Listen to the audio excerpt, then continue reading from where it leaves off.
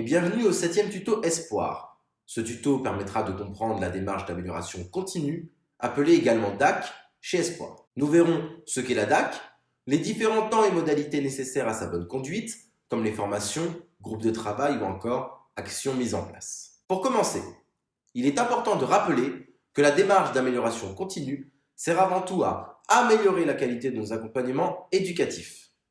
Il ne s'agit en aucun cas d'un jugement sur une pratique, mais au contraire à engager le collectif associatif dans une démarche d'amélioration et ainsi considérer que même si on fait bien aujourd'hui, il est nécessaire de pouvoir ajuster nos pratiques pour les rendre encore plus opérantes, car nos territoires et nos publics évoluent.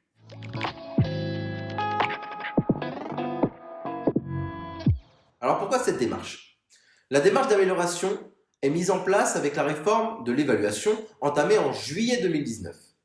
Le décret, paru du 12 novembre 2021, remplace l'évaluation interne qui régissait jusqu'alors au profit de cette démarche d'amélioration continue de la qualité. Ainsi, chaque année, les objectifs et actions engagés doivent être annexés dans le rapport annuel d'activité.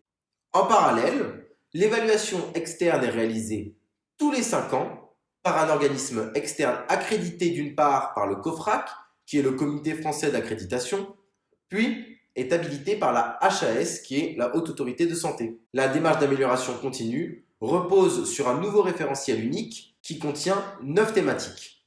Les voici. Il y a la bientraitance et l'éthique, les droits de la personne accompagnée, l'expression et la participation de la personne, la co-construction et la personnalisation de son projet d'accompagnement, l'accompagnement à l'autonomie, l'accompagnement à la santé, la continuité et la fluidité des parcours des personnes, la politique ressources humaines de l'établissement et enfin, la démarche qualité et gestion des risques.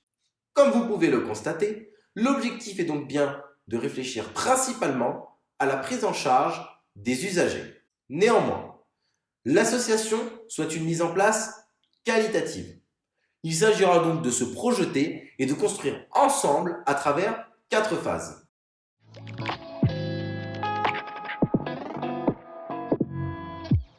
Afin de planifier au mieux la DAC, un comité de pilotage a été mis en place et a pour mission de coordonner les actions et d'organiser la démarche du début à la fin.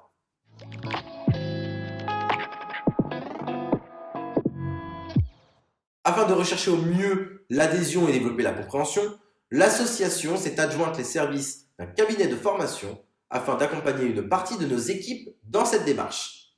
Ainsi, des groupes de travail ont été créés par établissement en lien avec ce prestataire extérieur qui est l'espace Santin pour un objectif, permettre à chaque salarié participant d'acquérir les compétences nécessaires pour l'expertise de l'évaluation.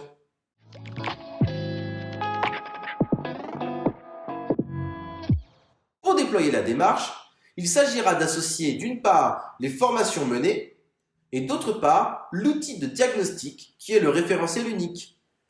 Cela permettra de réaliser une sorte de photographie de la situation de chaque service.